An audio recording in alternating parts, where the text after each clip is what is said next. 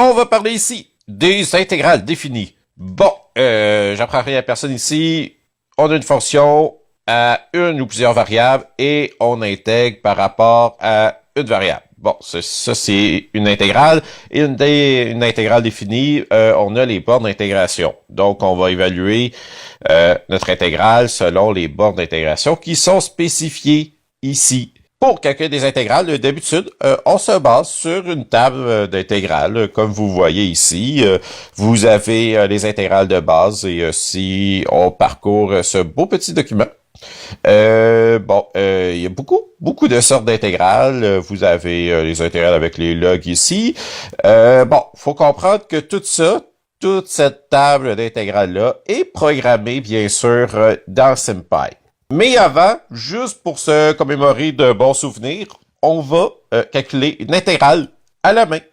Donc l'intégrale ici, il faut se rappeler ici que l'intégrale de x2, c'est x3 ici, divisé par 3. Et ceci, on évalue ça avec les bornes d'intégration 5 et 1. Donc la borne supérieure ici, c'est 5 et inférieure, c'est 1.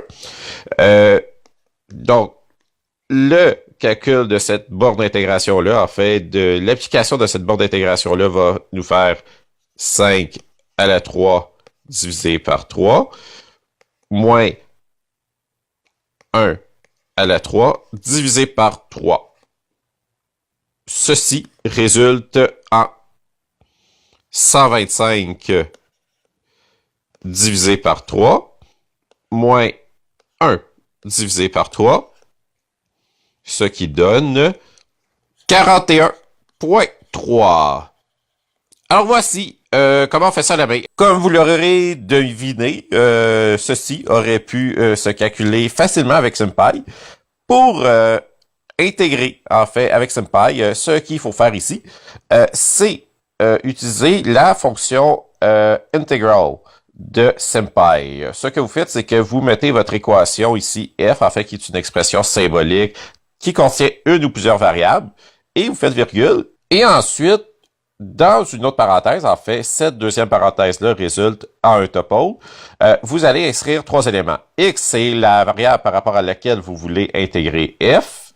1, ici, il faut faire attention, il ne faut pas se tromper d'ordre. 1, c'est la borne inférieure, donc ce qu'on écrit en dessous, en fait, dans le bas de notre intégrateur, de notre opérateur d'intégration. Et 5, c'est notre borne d'intégration supérieure. Donc, bien sûr, on va aller exécuter ça dans SymPy. J'ai ici, bien sûr, importé SymPy en premier lieu et j'ai défini mon x, en fait, x comme étant une variable symbolique. Donc, on va définir f qui est x à la 2. Et on va ensuite aller utiliser notre fonction integral de SymPy. Donc, on va appeler ça fi pour integral. On fait sp integral. Donc, on n'oublie pas le i majuscule là, ici.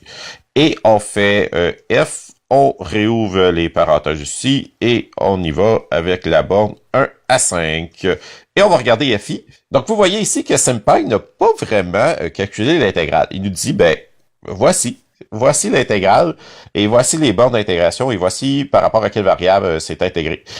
Pour le forcer à calculer, quand vous utilisez integral, vous reprenez l'équation sp pour integral, et vous écrivez do it.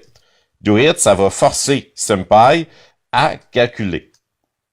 Donc, si on retourne voir fi, vous voyez que la réponse, on a 124 divisé par 3. Et, bon, ici, on a, il n'y a pas complètement calculé. Donc, ce qu'on peut faire encore, on peut reprendre l'équation. On lui dit, bon, force-toi, calcule l'intégrale. Et on peut aussi lui dire, force-toi et je veux vraiment juste un nombre à virgule. Pour ça, on utilise eval f. Et on va de nouveau regarder fi ici et on a 41.33333. C'est bel et bien ce qu'on avait calculé à la main. On va faire un autre exemple ici dans lequel on a deux variables, en fait. On a y et x à la 2 et on intègre l'équation seulement par rapport à x. De nouveau, on va le faire à la main.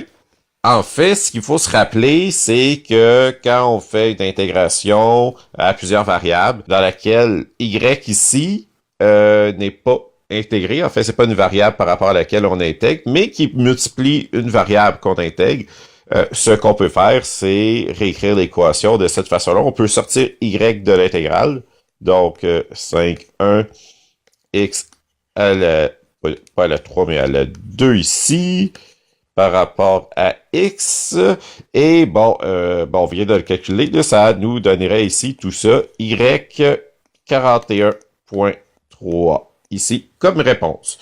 De nouveau, on va retourner sur SymPy. Donc, la première chose ici qu'on fait, c'est se définir une nouvelle variable symbolique qui est y, et on va se redéfinir f qui est, cette fois-ci, y fois x à la 2. On va aller de nouveau stocker notre réponse dans la variable f ici et on va faire sp.integral. On intègre l'expression symbolique f et on intègre par rapport à la variable x avec les bornes 1,5. On force SymPy à calculer et on force SymPy à nous donner qu'un seul nombre à virgule ici. On a donc FI qui est égal à 41.3 fois Y. Et c'est bel et bien ce qu'on avait calculé à la main. Ce qu'il faut se rappeler ici, c'est que dès qu'on intègre par rapport à une variable, dans le résultat, ici, on ne retrouve plus cette variable-là. Donc, vous voyez ici, Y fois 41.3 ici. On a intégré par rapport à X, donc on ne retrouve plus X ici.